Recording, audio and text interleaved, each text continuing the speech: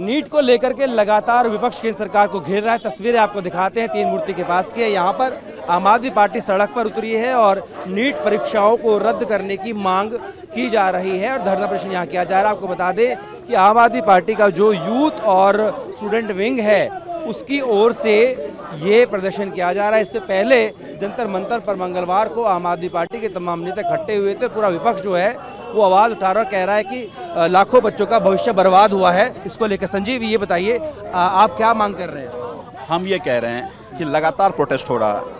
हम शिक्षा मंत्री से मिलकर ये कहना चाह रहे थे आज कि आप परीक्षा में धांधली हुई है, इसके सबूत हैं। बहुत सारे बिहार अलग अलग स्टेट में सबूत हैं। तो अगर धांधली हुई तो एग्जाम रद्द की, दोबारा एग्जाम कराइए। और मन में बच्चों की असुरक्षा का भाव है तो सुप्रीम कोर्ट मॉनिटर्ड एक इंक्वायरी हो। आपने कोशिश की प्रधान जी के घर पे जाने की? हम लगातार कोशिश कर रहे हैं, पुलिस की फौज लगा दी गई है। हमने सुबह टाइम लेने की भी कोशिश करें। हमने कहा कोई नहीं, अब 4 को दम 4 लोग आ जाएंगे। लेकिन परीक्षा में कैसे धांधली हुई है, बच्चे कैसे परेशान हैं, किस तरह से आज बच्चों के भविष्य अधर में हैं। अब देश के बच्चे के भविष्य अधर में देश कैसे आगे बढ़ेगा? लेकिन जिस तरह से रोका गया ये अत्यंत हास्यास्पद है। लेकिन एक बात बता देना चाहता हूँ मैं, आपके इस तरह हमें तो रोक दोगे लेकिन आवाज उठाने से रोक नहीं सकते। ये अनवरत जारी रहेगी जब तक बच्चों को न्याय ना हो। संजीव जी एक बात बताइए, देश की सबसे बड़ी अदालत में मामला गया हुआ है, वो सुनवाई कर रहा है, तो आप उस पर विश्वास करके थोड़ा इंतजार कर लीजिए, जो सही फैसला वो कोर्ट दे देगा। नहीं, सरकार की कोई अकाउंटेबिलिटी नहीं है। सुप्रीम कोर्ट के पास लाखों में केसेज हैं। सुप्रीम कोर्ट की अपनी प्रायोरिटी है केसेज की। सुप्रीम कोर्ट में सालों समय लग जाएगा। सुनवाई कर रहा है इसमें, समय लग सकता है ना, समय लग सकता है कोर्ट में। आप ये कह रहे हैं कि सरकार की कोई जिम्मेदारी नहीं है। सरकार की जिम्मेदारी कहाँ है? सरकार क्या करना है? आखिर कोर्ट जाने की नौबत क्यों आ रही है? ये तो सरकार को कर लेना चाहिए था ना। शिक्षा मंत्री कहते हैं कुछ तो गड़बड़ी हुई है, तो फिर हाथ में हाथ धर क्यों बैठे हुए हो? पर बिहार में पता चला है कि वो जो माफिया था, जिस होटल में रुका था किसी मंत्री के नाम से बुक था, तो क्यों नहीं जांच हो रही है? ये सब नंगे हो जाएंगे, इसलिए जांच नहीं कर रहे हैं, दबाने की कोशिश कर रहे हैं। क्या प्लान है आपका? पुलिस आपको आगे नहीं जाने? ये लगातार प्रोटेस्ट जारी रहेगा, ना केवल यहाँ, ये रोज जारी रहेगा, पूरे देश में जारी रहेगा, पूरे देश में जारी रहेगा। तो आपको एक बार फिर से तस्वीरें दिखाते हैं। रोहित जरा तस्वीरें दिखाइए।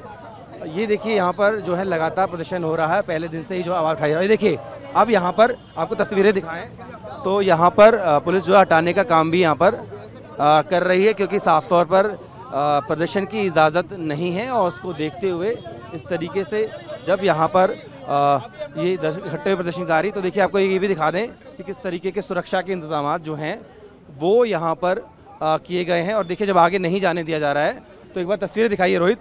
जो प्रदर्शनकारी हैं वो यहाँ ज़मीन पर बैठ गए हैं। मैम आपसे बात करूँगा, आप तो डॉक्टर भी हैं, आप कैसे लेते हैं इस परिणाम को? नीट एग्ज़ाम में बहुत बड़े स्केल की धांधलेबाजियाँ हुई हैं और ये बात सबको पता है। बहुत सारे ऐसे केसेस खुल के आ रहे हैं जहाँ बच्चे डिज़र्व नहीं करते थे फिर भी वो टॉपर बन गए हैं। तो हम सरकार से पूछना चाह रहे हैं ये हो क्या रहा है? ये इतनी आसान चीज़ तो नहीं है, इतनी सिंपल चीज़ तो नहीं है जिसके बारे में लोग चुप बैठे। लाखों बच्चों का, उनके साथ करोड़ों परिवारों का ये सवाल है। इसमें सब लोगों का मनोबल टूटता है। और ये तो एक एग्ज़ाम है, इसके अलावा जेई है, क्लैट है, यूपीएससी है, यूपी बोर्ड है, इन सब में धांधलेबाजियाँ होने की आशंका जताई जा रही है। तो we demand for radical actions in exam taking procedure.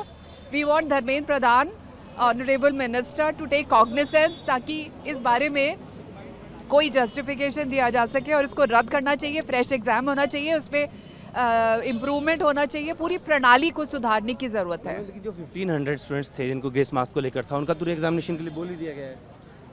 बात वहाँ ख़त्म नहीं होती है। ग्रेस मार्क तो एक बहुत छोटा सा मुद्दा है। इसके अलावा ये है कि 67 स्टूडेंट्स के एक ही सेंटर से बहुत सारे स्टूडेंट्स के टॉपर्स कैसे हो गए? ऑब्वियसली पेपर ख़रीदे गए हैं, ऑब्वियसली उनको पहले से रिजल्ट सॉल्यूशंस पता थे, तो ये कैसे हुआ? ये खरीद कोर्ट है मैम, सुनवाई कर रहा है सुप्रीम कोर्ट में, तो हमें नहीं लगता थोड़ा वेट कर लेना चाहिए कोर्ट के फैसले का? नहीं, कोर्ट की प्रोसीजर चलती रहेगी और हम माननीय कोर्ट का बहुत सम्मान करते हैं। लेकिन आम जनता को ये बताना बहुत ज़रूरी है कि भारतीय जनता पार्टी के राज्य में शिक्षा प्रणाली में ना तो कोई सुधार हुआ है बल्कि और डिटीरिएशन होता जा रहा है। क्वालिटी ऑफ एजुकेशन सुधरने की बजाय कम्पिटिटिव एग्ज़ाम की जो क्वालिटी है वो घटती जा रही है। इससे विदेशों में भी हिंदुस्तान के एजुकेशन सिस्टम की गुणवत्ता पर असर पड़ेगा।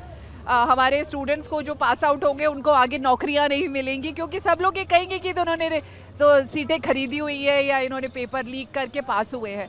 सो एब्सोल्युटली आपको फिर से दिखाएं तस्वीरें, तो यहाँ पर देखिए साफ तौर पर जिस तरीके से प्रशासन ने जाने की इजाज़त नहीं दी थी आगे, तो ये जो तमाम जो प्रदर्शनकारी हैं वो यहाँ पर इकट्ठा हुए हैं और यहाँ पर हालांकि यहीं रोक दिया गया है, तो यहीं पर रुककर प्रदर्शन करने का काम कर रहे हैं।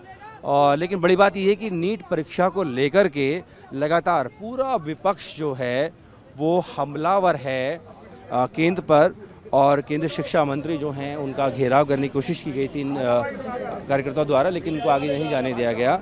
लेकिन लगातार इस पर हम देखें तो विपक्ष जो है वो घेरने की कोशिश केंद्र सरकार कर रहा है और मांग कर रहा है कि इस पूरी परीक्षा को रद्द कर दोबारा से परीक्षा की जाए। अपने वीडियो सहयोगी रोहित कनौजिया के साथ भारतीय में दिल्ली।